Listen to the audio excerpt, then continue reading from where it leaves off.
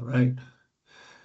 Welcome, everybody. This is Dave Ballmann with the Wisconsin Center for the Blind and Visually Impaired. This is the April 28th, 2026 Professional Mentor Webinar with Chelsea Dallin. I believe this is the third year of the Professional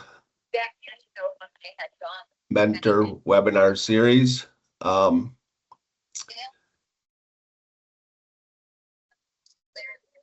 All of the previous webinars have been recorded and are archived on our YouTube channel. I normally would share that link at this time, but I'm going to hesitate to do that. Could people please mute? I'm hearing somebody talking in the background.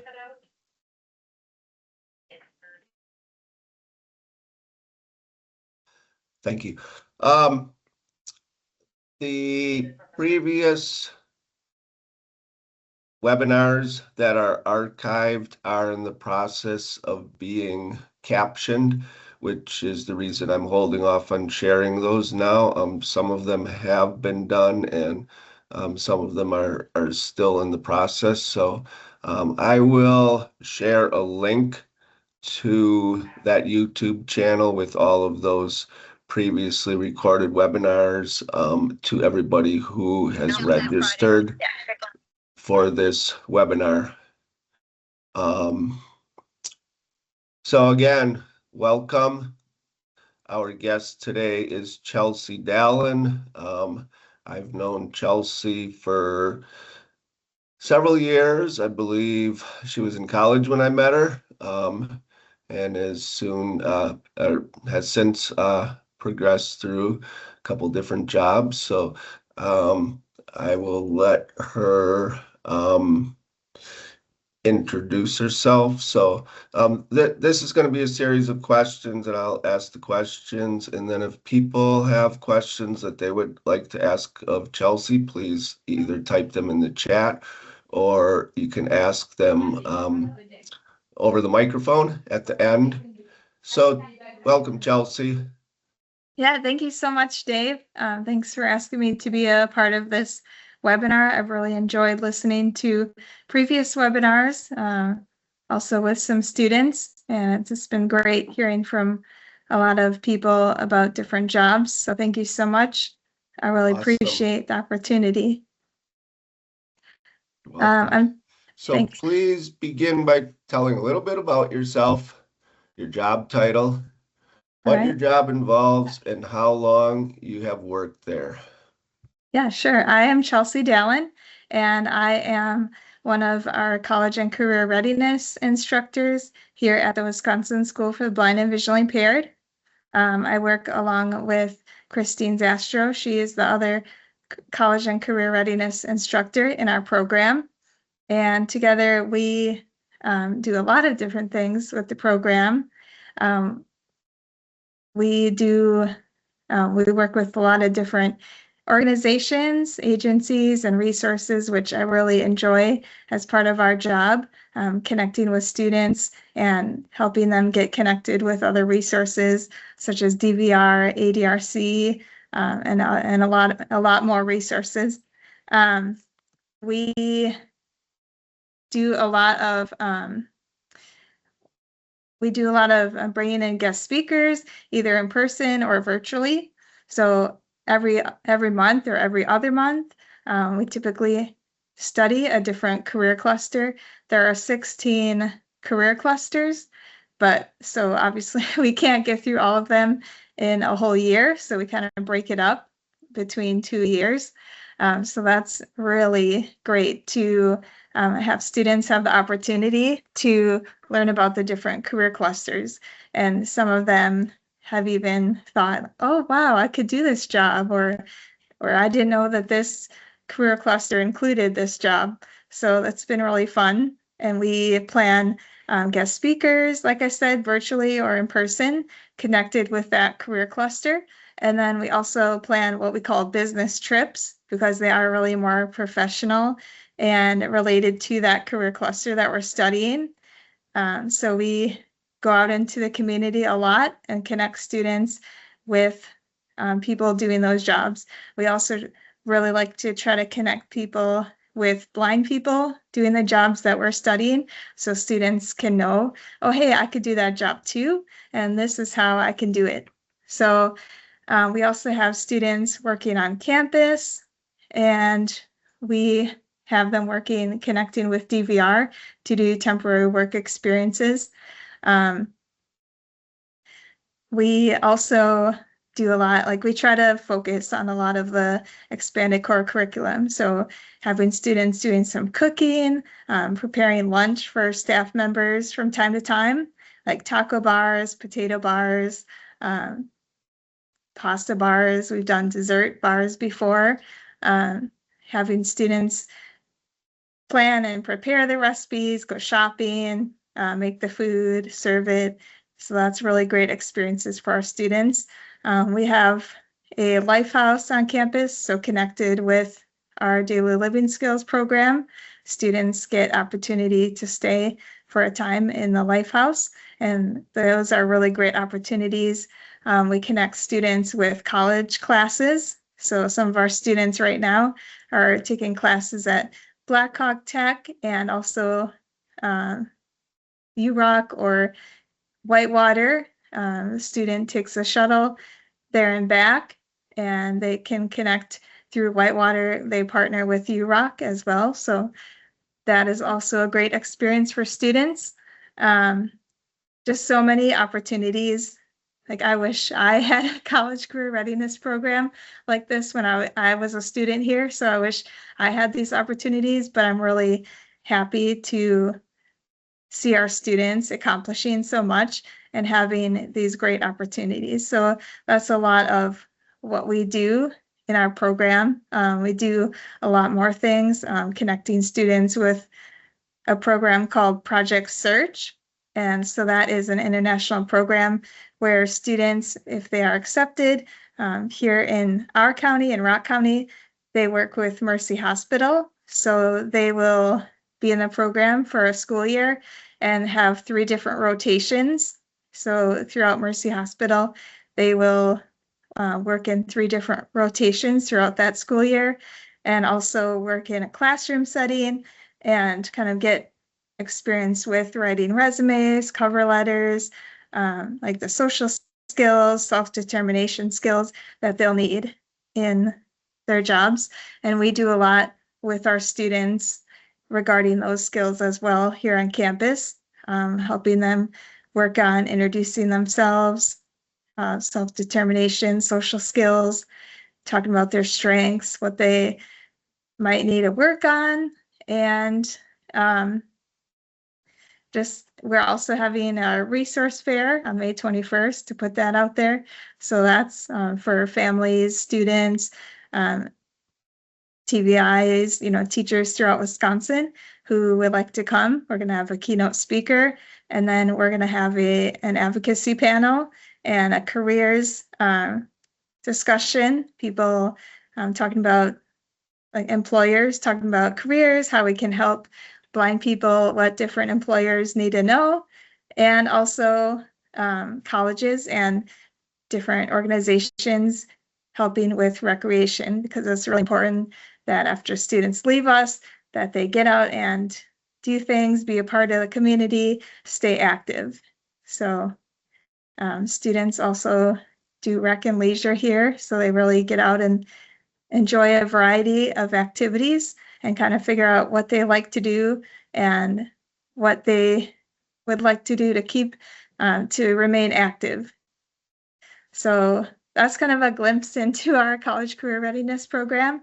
I've worked in this program for 4 years now. It's been 4 years this past February that I've worked in this program, and I really enjoy all these opportunities that we can give students.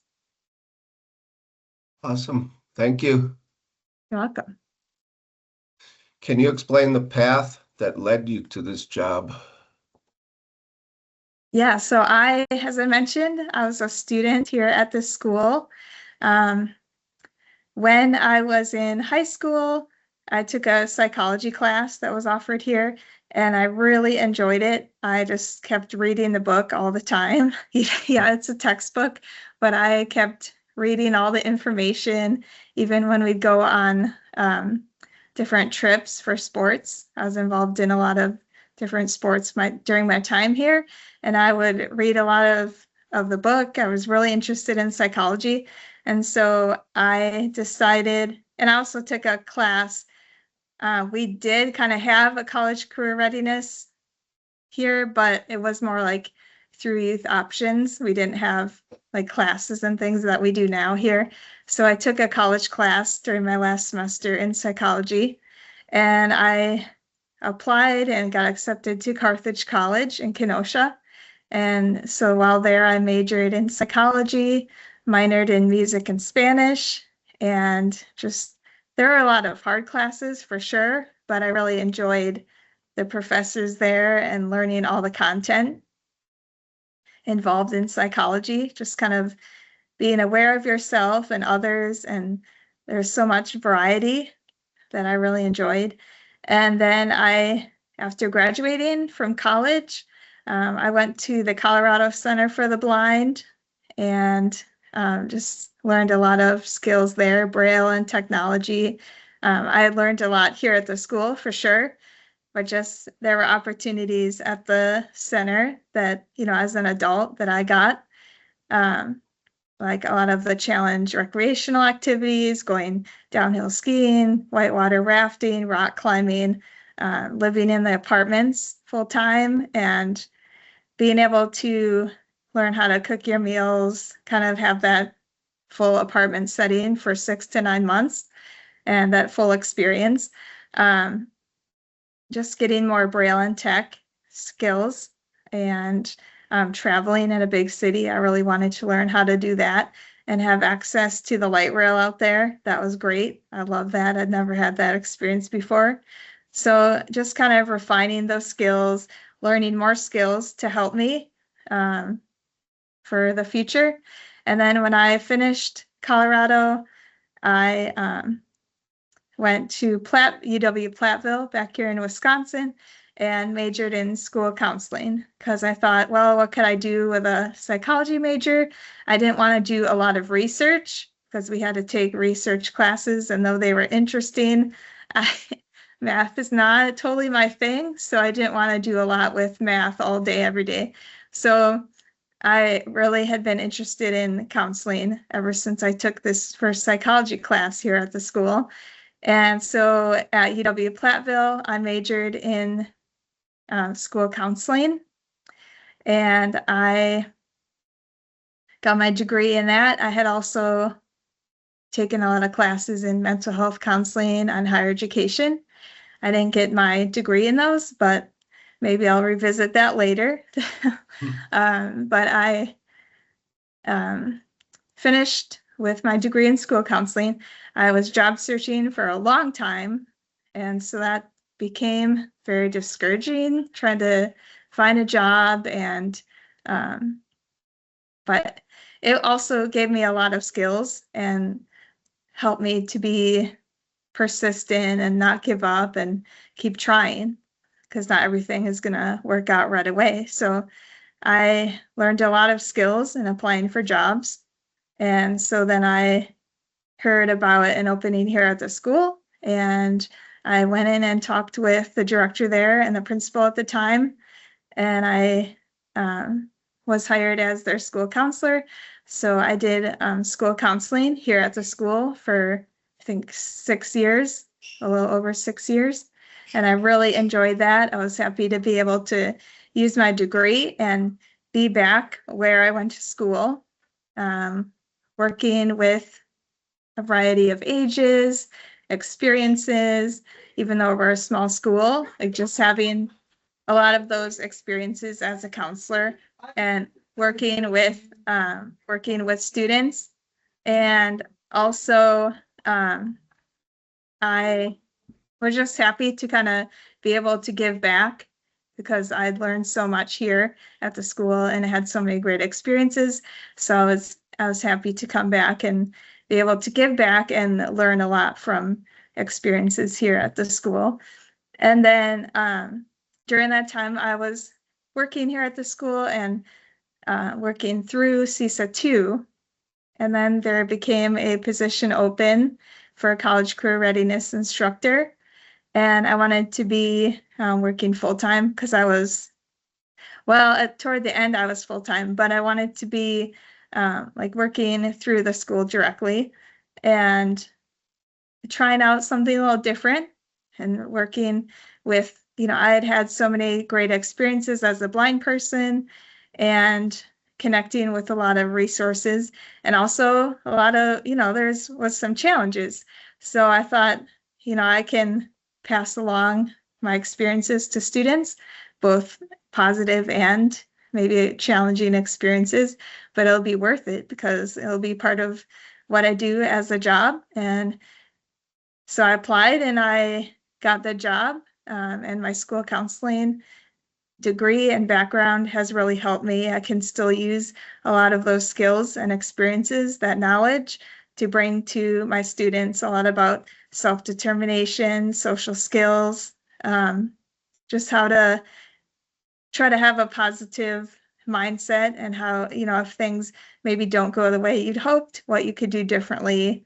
So a lot of the skills and things that I work on with students connect back to counseling. And I also learn a lot now too about just how I can help students with college and careers and more of the teaching aspect of things. Awesome. Please share some of the greatest rewards and challenges to your job. Yeah, definitely. As I said, connecting students with resources and organizations that can help them both now and in the future. I really enjoy doing that because I can give a personal experience, but then I also learn a lot about resources that are out there as well. For example, the Aging and Disability Resource Center that is in every county. They're in every county here in Wisconsin.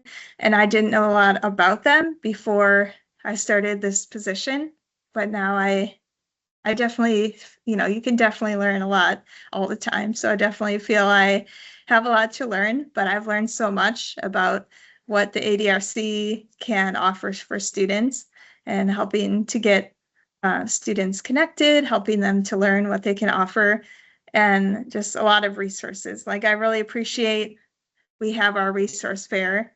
I know Christine and I were sitting down one day, like, how can we get resources to students and families? Like, there's so many resources out there. How can we get these great resources to students and their families in one room? And so then the resource fair came to be, and we're starting our third year. It's going to be now doing the resource fair. So it's been really great. Bringing those resources and connections here. Like I love all the connections that we've made. As I mentioned, a student might hear a guest speaker or go to a business tour for a career cluster that we're studying. And they think like, oh, I didn't know that social work was part of that. Or I didn't, they really realize that a lot of the career clusters are connected, or maybe there are jobs that you didn't know about in those career clusters. So that has been really a lot of fun for me. And I know Christina as well. Also, when students are able to get a job, whether it's on campus or off campus, that's really great because it can be challenging sometimes for blind people to get a job. Like there are several different barriers. So having students get those experiences now while they're still in school is really great. And I appreciate the employers and the organizations like DVR willing to work with us and help our students. There's so much variety in the job, like not every day is the same.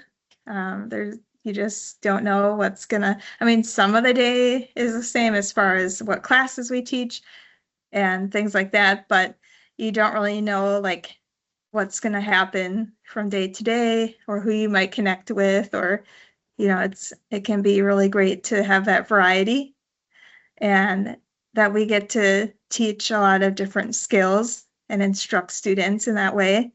Yeah, just so many rewarding things, like when students get into a college class or get a job, as I said, get into project search maybe, or learn a skill or do something like cook something or travel somewhere that they haven't done before. And just seeing that enthusiasm and excitement is just really, it really makes everything worth it. Like all the challenges they or you might go through to get to that point is very rewarding, just seeing those reactions from them.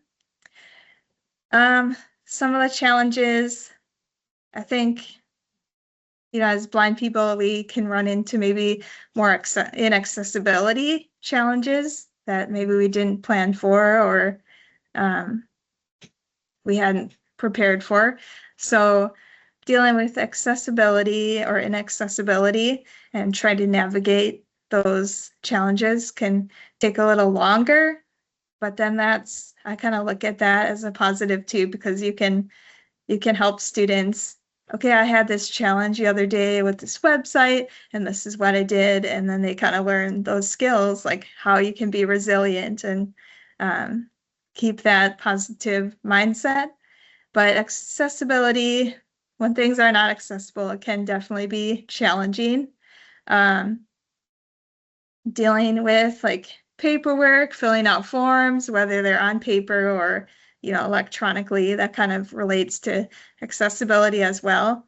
But there's so much, I think whatever you do, there can be a lot of different forms and paperwork that you have to navigate. And I'm not always a fan of paperwork. So having that, like I like to work with the kids, so that can be a little stressful at times. Maybe dealing with like things that like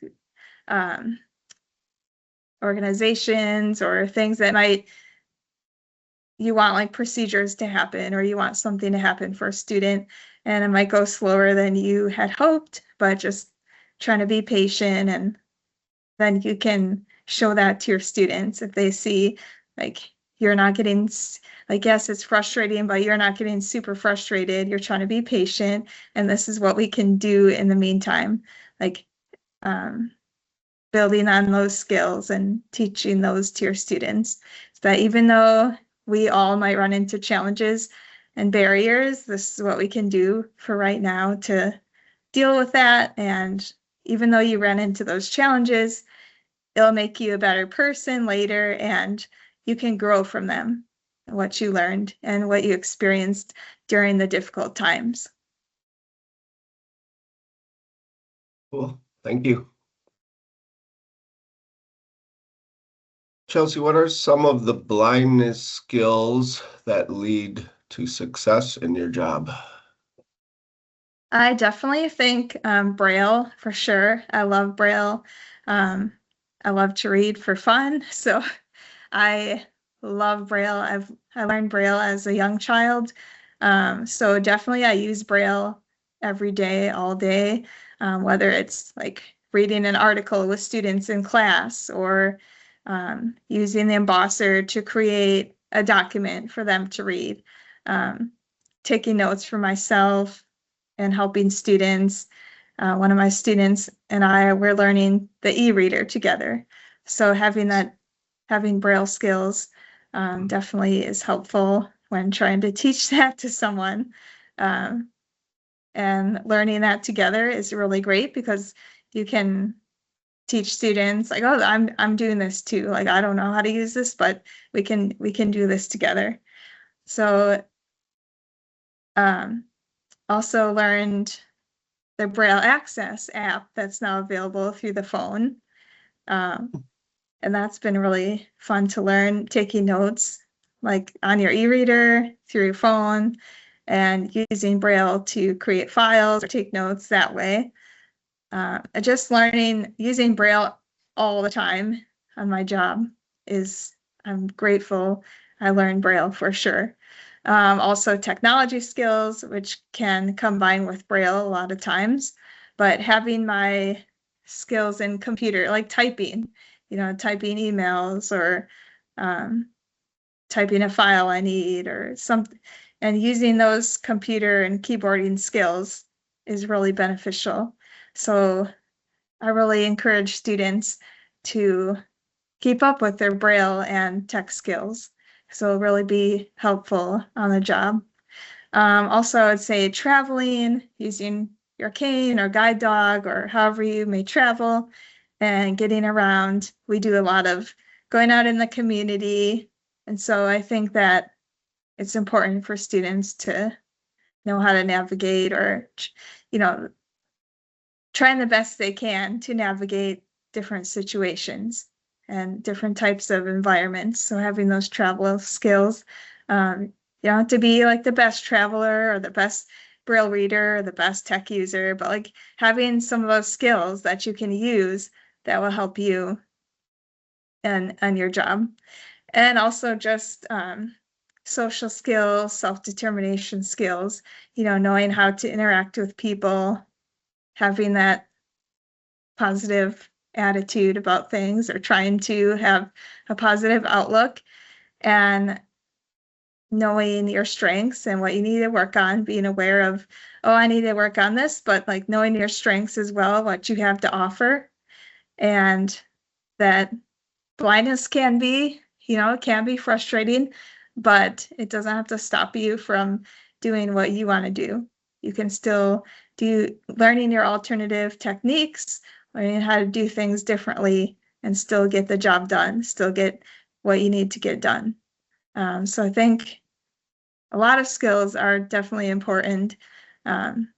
Just knowing how to navigate, getting ready and knowing your money, what you have available to you, and if you don't know it, like knowing how you can get those resources or how you can get that information and have it available to you. So definitely like problem solving skills. If you run into challenges, it's okay. Just knowing how to navigate that and what you need to do to get the task done. Perfect. What are some of your mentors or people who have inspired you, and how did they influence or motivate you? Oh, wow. I was trying to think of this. I think it's really hard to pick certain people, but I think that everywhere I go, I just have so many people who inspire me, who whether blind or sighted, here at school when I was attending, Mrs. Heason was here, Mr. Benzel, Miss Hujak, just all of them, and they're all blind, and knowing how they do things as a blind person and the techniques that they use, just looking at that and like, hey, I can go on to college, or hey, I can get a job. And then at Carthage, when I was there, having professors who really pushed me and believed in me, even though I didn't always believe in myself at the time, but they did. So knowing that they were there for me to encourage me and keep me going, even through challenging times, was something I'll always be grateful for. The teachers at the Colorado Center for the Blind, they're all blind, so it was really incredible to me to see what they can do and passing on those skills to me. I've learned like, yeah, you won't be perfect at like everything, but it's okay. You don't have to be, because we all have things to work on, no matter how old you are, what age you are. We all have things that we can work on, and it's great that we do. So having all those people there at the center to teach me like, hey, I'm blind, this is how I do things, and you can too. And then the same with Platteville. A lot of the professors in the counseling field, they just showed me, oh, this is, well, just counseling in itself, showing this is how you can have this mindset, and this is the skills that you need to be a good counselor. And when I was first starting counseling here, I had a lot of good people to help me navigate this job. And I've just really felt grateful to have people in any stage of my life, any area I'm at, to help me, mentor me, just teach me what they know. And it's been great to have those connections and positive influences. Awesome. Thank you. Looking back to when you were high school age, what would you tell yourself, or what might you have done differently? Yeah, that's a great question. I think I would have said, I still kind of do this to some extent, but I'm definitely learning, I kind of have like some perfectionism, like, oh, I have to do this right, or what if I don't do this right? But as you go through life, as I go through life, I think more and more, I realize like you don't have to have everything figured out. I think I would tell myself like it's okay not to know, like what you don't know, what you don't know. So you don't have to have everything figured out. And that's okay, because that's the more you can learn and the more you can grow. And I think I would tell myself, yeah, you don't have to be like great at everything. Nobody's gonna be like, hey, you should know this, you should do it's okay. And know your strengths, like know what you can offer, like tap into your strengths. This is what you have to work on. So keep working on what you need to work on, but also just keep in mind what you can bring to the table. And yeah, I think I would just tell myself like it's okay not to have it all figured out and not to know certain things. It's fine.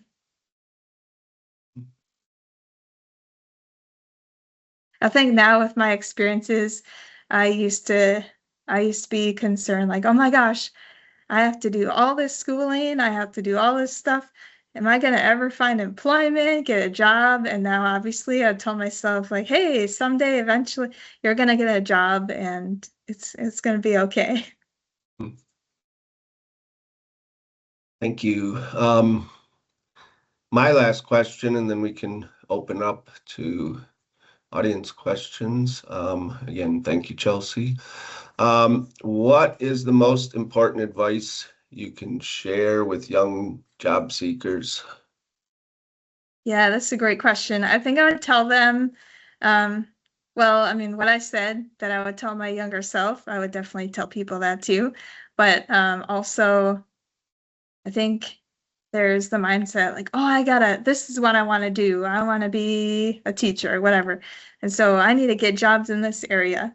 Well, it's okay not to have your dream job right away. Like you may not have your dream job right away, and that's completely okay. Sometimes we have to have jobs that we may not like or might not be in our field, but they can lend themselves to experiences and opportunities that maybe we didn't even dream of. And they can help us to, while we're on this journey, doing jobs maybe that aren't our dream job, that help us get to our dream job or what we want. So we may not realize it at the time, but then looking back, it all fit together. Like it all connected. What you did then can help you with what you're doing now. So I would tell people like you don't have to have your dream job, just do do something, like try this opportunity, and you never know where it can lead you. And along with that, take advantage of all the opportunities and experiences that you can. I also do Sensi, and we always talk about like you can't grow if you can't grow if you're comfortable, and if you're comfortable, you can't grow. So how you grow is like being uncomfortable.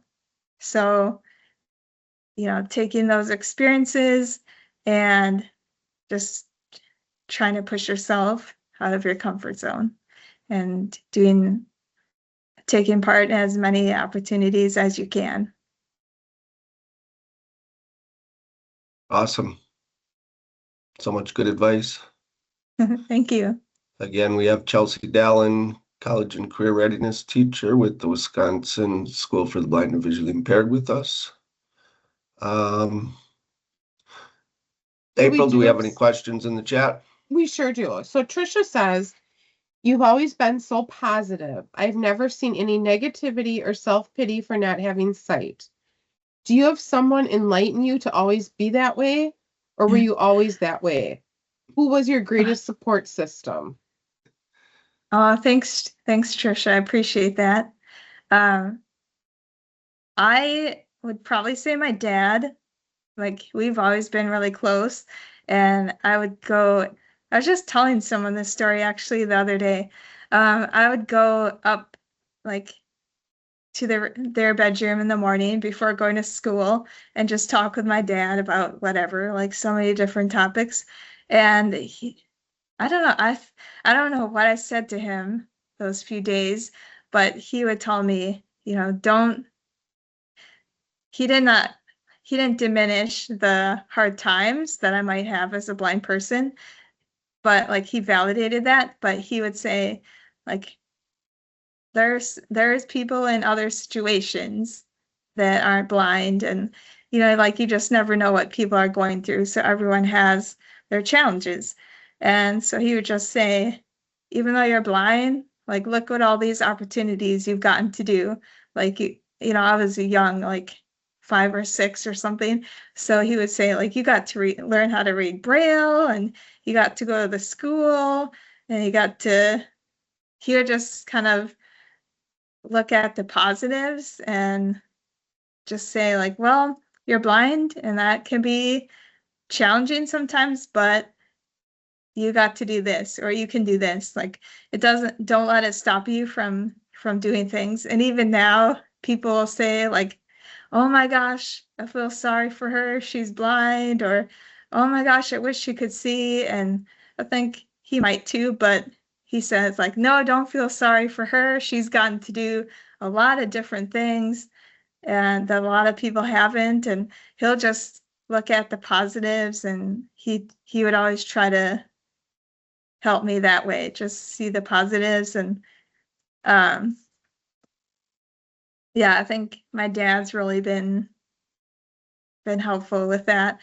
We sing together a lot. Like, we've been doing that since I was 5 or 6. So I think being in different environments, meeting people, having those opportunities from my dad and my family, just my family's always been very supportive, and just having those opportunities helped me as well. That's a beautiful story. Thank you. Thanks. I have to share that I had the pleasure of meeting Chelsea's family, and they are very positive people. And her father is also very humorous. Yeah. Yeah, he definitely is. Do we have any more questions, April? Nothing more in the chat unless somebody has something. You can feel free to unmute also.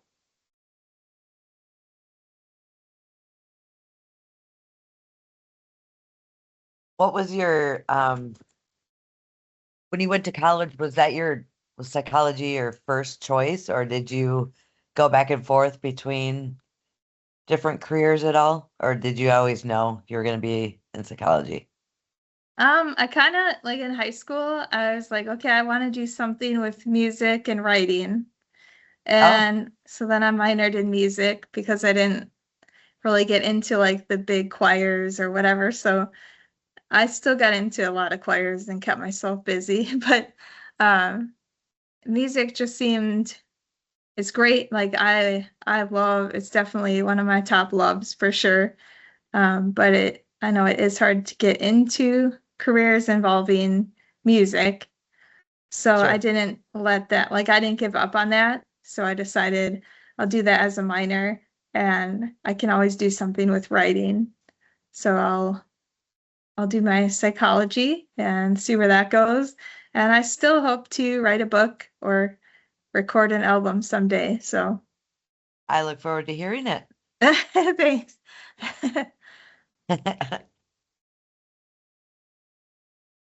Chelsea, you attended the Wisconsin School for the Blind and Visually Impaired later, right? Did you, um, in elementary school, did you attend public schools? I actually attended this school from kindergarten through my whole time here, Oh, but okay. they did have a program at at that time where you can attend other schools, so like schools close to here. So in elementary school, I took some classes at Van Buren, and then middle school, I took some classes at Edison, and then Parker for high school. So I take a lot of like English classes, music classes, I think studies once, and then a lot of Spanish too when I was in high school. I took a lot of Spanish classes and then acting class and public speaking too. So did you begin learning Braille in first grade? Yeah, I think I was 4. Yeah, I was like 3 or 4 in preschool, and they taught me using egg cartons and ping pong balls. That was like my first Cool. exposure to Braille. And then when I started school here, that's when I really started learning Braille. And I loved reading ever since. Nice. So, Do you, Chelsea, do you like reading Braille, like the books in the Yeah. natural form more than the electronics? It's hard to say now. I think I think I'd probably pick the hard copies just because you can see the formatting and spelling of, well, the formatting, I guess, of things, and just really having that hard copy Braille.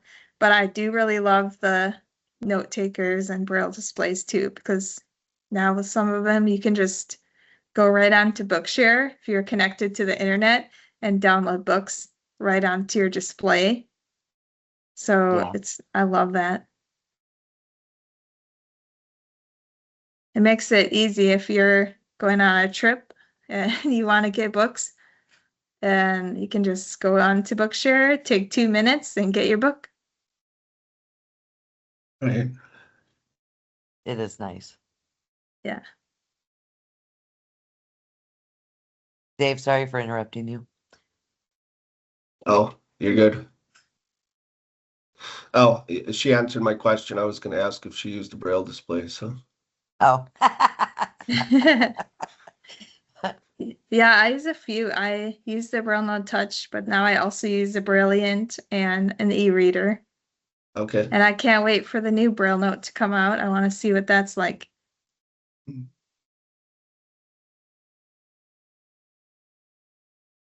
If I can mention, Dave, I forgot to mention this. Um, just wanted to add a couple other things that I do here. I also, since I have the counseling degree, I help with the student services team on call. So in the evenings, a few evenings a week, I'll split between the school counselor and I, and we'll be on call if there are any things that come up in the dorms.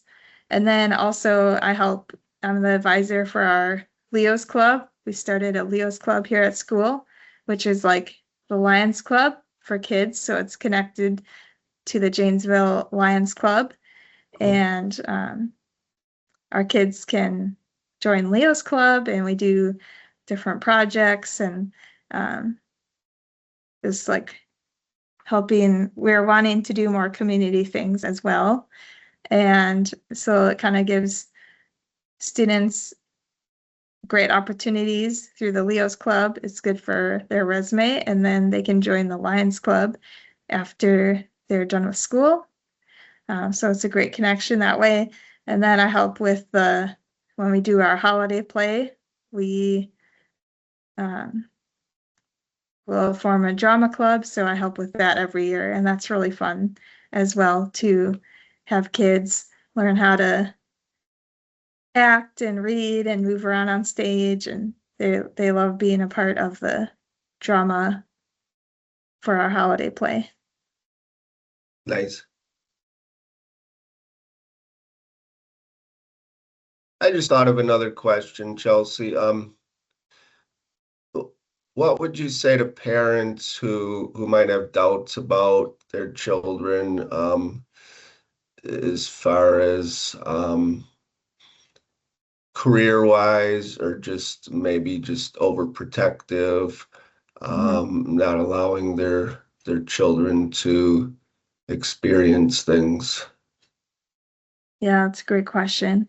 I think I would encourage parents to maybe like get connected with blind people, like doing careers, or just get connected with blind people in general and talk with them, talk with as many blind people or people working with blind people as you can, and get an idea of what they do and how they do things, how their student can learn to do things, and different opportunities. Like, even if you might be worried about how it's going to turn out, encouraging your student, your child, to take part in as many opportunities and experiences as they can. And like, you might not know how to teach them or how to show them something, but like trying to reach out to different resources and figuring out how, if if there's someone in that organization or somewhere that they can teach the student how to learn those skills. And just, I think, being supportive, being encouraging, trying to help your student to do as much as they can when they're young, to get exposure to a lot of different experiences. Chelsea, on that same note, this is Trisha Weiss. Mhm. Again, sorry. So was there a moment in your life that was a turning point of something that you were forced to do on your own instead of getting help, that your mom made you do, or your dad or your teacher, that just kind of gave you that turnaround confidence from then on? Do you have any like aha memories of where that came from? Yeah, I don't know. I mean, I think there definitely were times, like my parents, they might not have known how to teach me something, or like they could be like protective sometimes because they Oh care yeah. about me, and but I think maybe there was, like, as I did more things, as I grew older, it was just like a thing that they saw me doing more things, so then they pushed me more. But I do remember when I came back from the Colorado Center, and I had been offered to help with a camp at the center that used to be in Minnesota, Blind Incorporated, and I was nervous about going. Like, oh, can I do this? Am I going to be good with the kids? And my mom really encouraged me. Like, yeah, you do it. Like, it's an opportunity. You'll learn a lot. And that's actually where I met my husband. So I'm glad she told me to do it. And then they just said, well, you got to get on the phone and figure out what you're going to do in the fall, because you want to go to graduate school, but you don't know where you're going to go. So you better get on the phone so you can get into school. And my dad said, "You're not staying around here another semester." So, so then I got on the phone and I called and I found Platteville and got accepted, and I did Blind Incorporated, and it just kind of fell into place, all those things. So that's a Nice. moment that I'm sure there were a lot of those times, or other times that, just as I said, as I got older, but that moment when I didn't know, like, okay, I got I got opportunities and things from the Colorado Center, but what am I going to do now? That kind of that I keep coming back to that often in my mind about that turning point. Like, okay, you Yeah. got to call these schools, so you got to do something. So then I did, and there you go. Well, and Chelsea, that's not just kids that are blind and visually impaired. My kids were the same way. As parents, I had to do that too. It is a very huge time for all kids, I think. Mhm. That the adulting, as my daughter calls it. I gotta go Yeah. adulting now. Well, yeah, and I Go was in pay my bills. 20s. I was in my 20s at that time, and still, I think like when you're in your teens and 20s, like it's hard to kind of know where you are gonna go and figure it all out, but Right? you get Yeah. there. You do, whether you like it or not. Yeah. Very I think my impressive, mom Chelsea. used to say, like, I heard my mom saying to my friend's mom, we were in college, I think, and she was like, "Oh, I gotta get her to do this or whatever." And my mom's like, "Well, if she needs to be independent, then she will. Like, if she's in a position where she needs to be independent, then that'll happen." Right. What was something that you're just so thankful for in college with getting, all the resources that you need and everything in Braille? And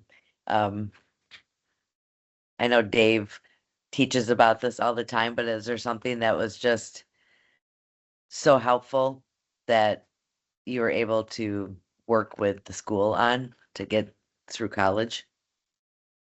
Yeah, I think even though like it was a small college and they maybe didn't know all the answers or all the things that I would need, sometimes I'd have to, like explain more things because they weren't used to a lot of the technology, but they tried to understand and they did what they could to help with that. So I'm really grateful for like their tech team and disability services for helping with, like, even though they didn't know something, like taking the time to listen and to try to get the information. Nice. So do you think the smaller college is better than a bigger college in that aspect because they did listen? Or I don't know. I think do you think they're all like, just different? yeah, I hear a lot of, I hear things about like Whitewater and Madison that are bigger colleges that are good things. But then, yeah, maybe it's just, I think part of it is being an advocate and knowing like this is what I need. How can I get this? But it is hard in college to do that. And you're just like learning how to be an adult. So it can be difficult. Can be a big learning curve, yeah. Yeah. Especially when you come from a school where everything is required and um, you may not have to do a lot of self-advocacy. And Mhm. looking back for me, it was also familiarity. So you're working with, your teacher, the visually impaired, and but when you have to go to college and everybody's new and, explain to your professors about your disability, that people who you've never met before, Mhm. it can be pretty daunting, Yeah, or at definitely. least it was for me. Yeah. Do you think it would have been beneficial? You went to the Wisconsin Center for the Blind the whole time Yeah. till graduation. Mhm. Do you think it would have been beneficial to get more experience in the regular school system for advocating, or Do you think you got enough with the classes that you took with going to the school at the same time?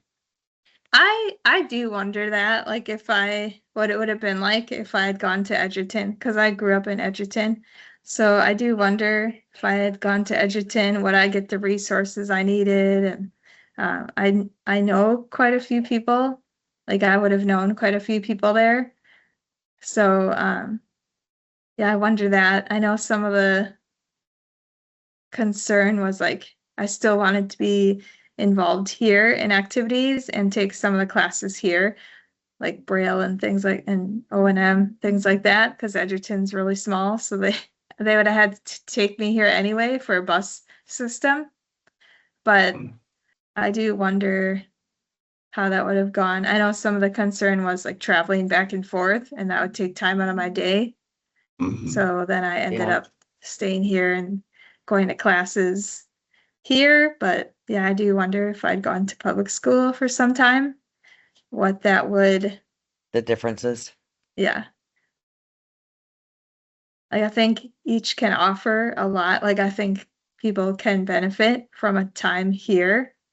Maybe Oh, not, I mean, absolutely, 100%. not, yeah, like Mhm. not the whole time, but sometime to learn the skills that we teach. But yeah, it's Regular school isn't going to offer an apartment so you can learn those right. skills on Yeah. adulting, getting your groceries and paying bills. Yeah. Yeah, definitely. Yeah. Well, we are almost at 4:30. Does anybody else have any questions?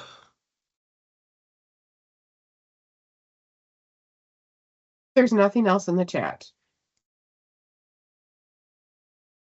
Well, once again, thank you, Chelsea. I appreciate you taking your time and sharing your story with us. Yeah, thank you so And much. this has been recorded and will Thank be you. archived, so I will send a message to everybody who has registered for this webinar with that link once it is complete. Thank you. Thank you.